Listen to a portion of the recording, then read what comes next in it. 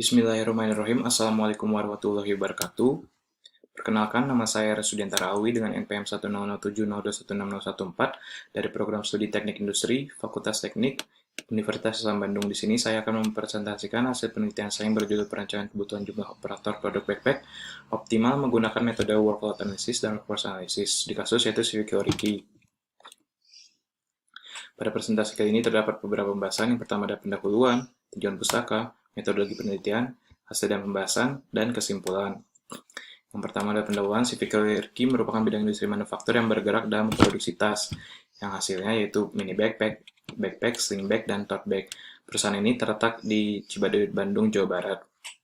Perusahaan ini menerapkan jam kerja perusahaan dimulai dari jam 8 sampai jam 11 malam, dan memiliki 10 operator yang terbagi menjadi 3 operator mini backpack, 3 operator backpack, 2 operator sling bag, dan 2 operator tote bag. Perusahaan menerapkan make to order dan menerima pesanan dimulai dari 10 sampai 15 lusin per minggunya. Adapun sistem kerja yang diterapkan pada perusahaan itu sistem kerja borongan yang berarti operator harus mengerjakan semua proses produksi dari awal hingga akhir.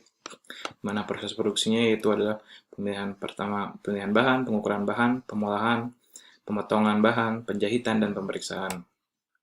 Dari observasi langsung, terdapat beberapa fenomena yang terjadi.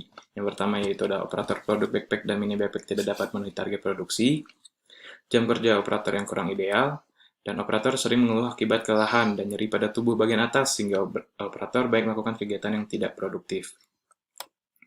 Selanjutnya, setelah beberapa observasi langsung ditemukan rumusan masalah. Yang pertama adalah berapa persen waktu produktif operator, kedua bagaimana tingkat beban kerja fisik operator, dan ketiga adalah bagaimana perancangan kebutuhan operator yang tepat dan optimal. Adapun tujuan masalah penelitian kali ini yaitu adalah mengetahui persen produktif kerja operator, kedua adalah mengetahui beban kerja fisik operator, dan merancang kebutuhan operator yang tepat dan optimal, dan kemudian ada batasan masalah. Selanjutnya adalah tinjauan pustaka berisikan metode yang saya gunakan untuk penyelesaian tugas penelitian ini. Yang pertama adalah metode work sampling berguna untuk mengukur persentase produktivitas suatu kegiatan produksi.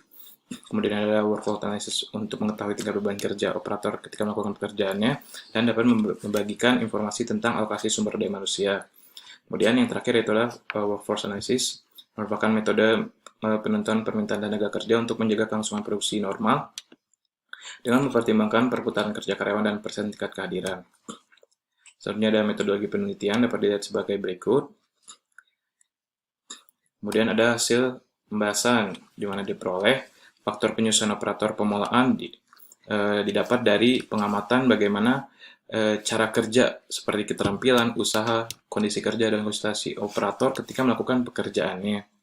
Kemudian ada faktor kelonggaran operator pemoloan di mana data-data ini diperoleh dengan mengamati bagaimana sikap kerja dan lingkungan kerja operator ketika melakukan pekerjaannya.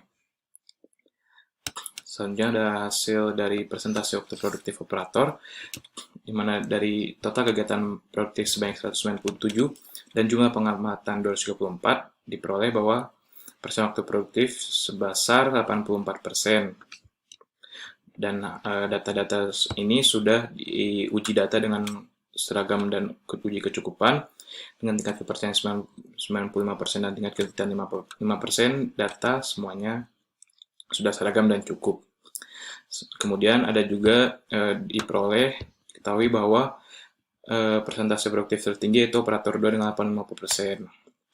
Selanjutnya itu adalah perhitungan beban kerja fisik di mana dengan 84% persentase produktif, faktor penyusunan 1,17 dan faktor pelanggaran 35% diperoleh bahwa beban kerja 133. Dapat kita ketahui juga bahwa semua operator produk backpack mengalami beban kerja yang berlebih karena setelah dilakukan perhitungan di atas 100%.